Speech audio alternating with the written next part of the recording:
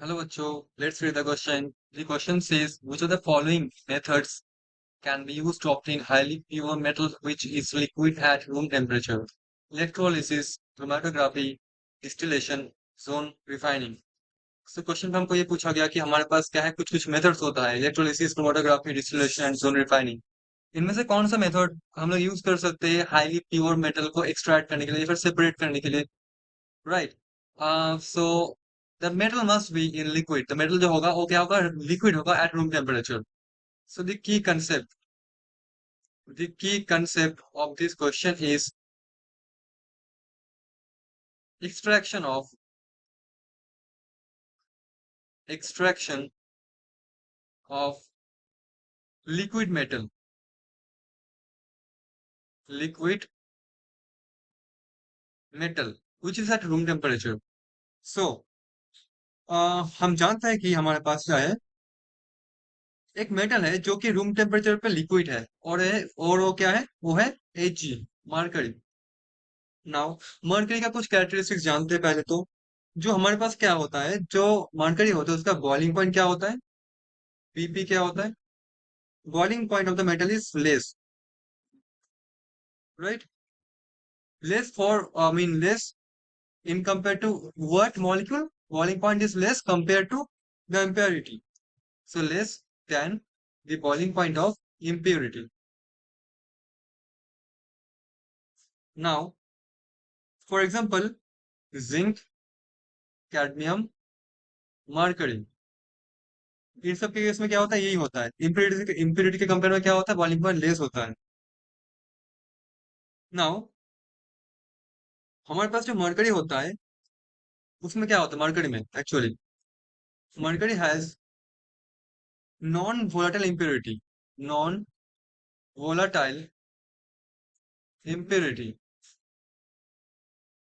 Impurity,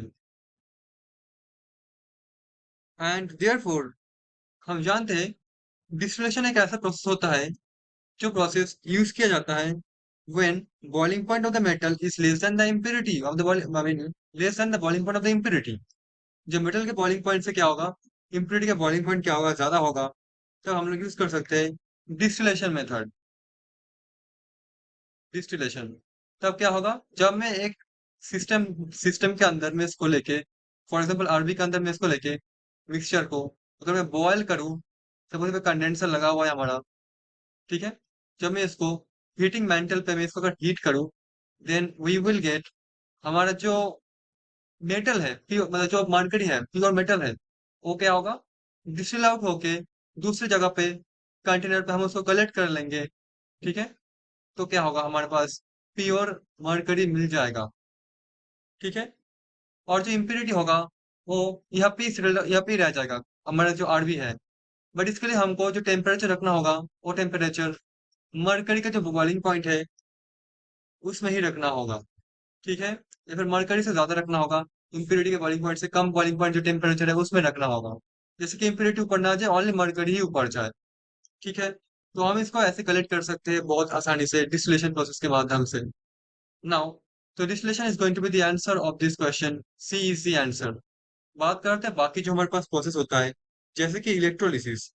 तो ये जो इलेक्ट्रोलिसिस होता है उससे हम लोग मरकरी को नहीं कर सकते सेपरेट, मतलब प्योर मरकरी को, बिकॉज हम जानते हैं जो मरकरी होता है इसके जो फिजिकल और मरकरी मतलब एक ही, इसके फिजिकल और केमिकल नेचर ऐसा होता है कि हमारे पास इसका जो मेल्टिंग पॉइंट होता है -38.83 डिग्री सेंटीग्रेड, ये होता है इसका मेल्टिंग पॉइंट, MP। और जो बॉइलिंग पॉइंट होता है वो क्या होता है, 353 56.73 डिग्री सेंटीग्रेड, ठीक है। सो इन इलेक्ट्रोलिसिस जो हमारे पास मोल्टेन और डिसॉल्व जो आयोनिक कंपाउंड होता है ऑफ मेटल, सपोज हमारे पास एक मेटल है या फिर मेटल का कोई आयन है जो क्या है, मोल्टेन कंडीशन पे है या फिर वो डिसॉल्व कंडीशन पे है, ठीक है। And the metal is subjected to an electric current. तो हमारे पास एक सिस्टम है, सिस्टम में हम उसको मेटल का सॉल्यूशन को लेके, मतलब आयनिक कंपाउंड, मतलब जो सॉल्यूशन है एक्वा सॉल्यूशन उसमें लेके हम इसमें इलेक्ट्रिसिटी पास करवाते हैं, ठीक है, करंट पास करवाते हैं।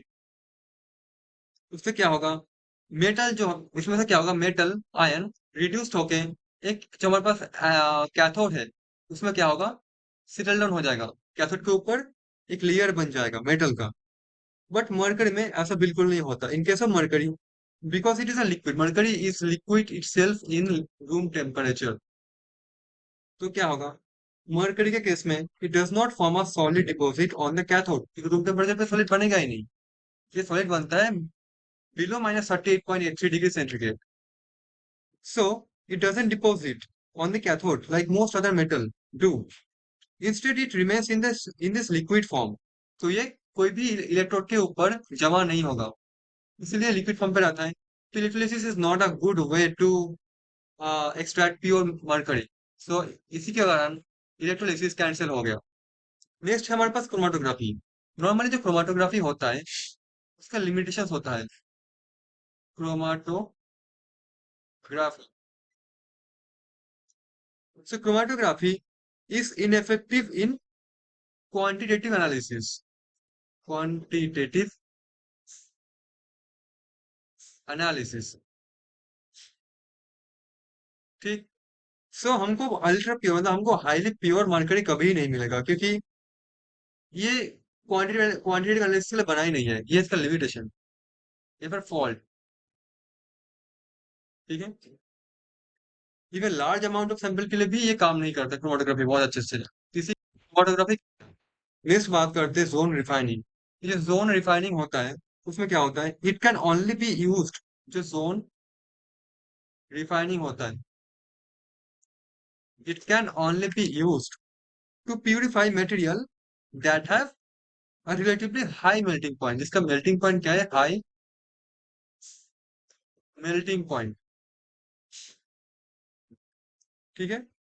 and that can easily be melted and solidify, but market को आप लोग इजीली सॉलिडिफाई कर ही नहीं सकते, उसका मेल्टिंग पॉइंट बहुत कम है, इसलिए zone refining is not a good वे। तो एब्सोल्युटली जोन रिफाइनिंग भी वे पे नहीं होगा। ओके,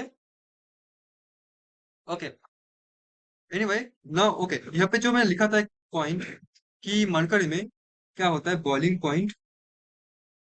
तो ये जो कंसेप्ट है ये कहाँ से आया, ये आया हमारा डिस्टिलेशन। तो ये डिस्टिलेशन से, distillation, so I can say that distillation process के माध्यम से हम लोग मर्करी को ऑब्टेन कर सकते हैं with highly pure condition. So distillation is going to be the answer of this question. Hope you understood it well. Thank you so much.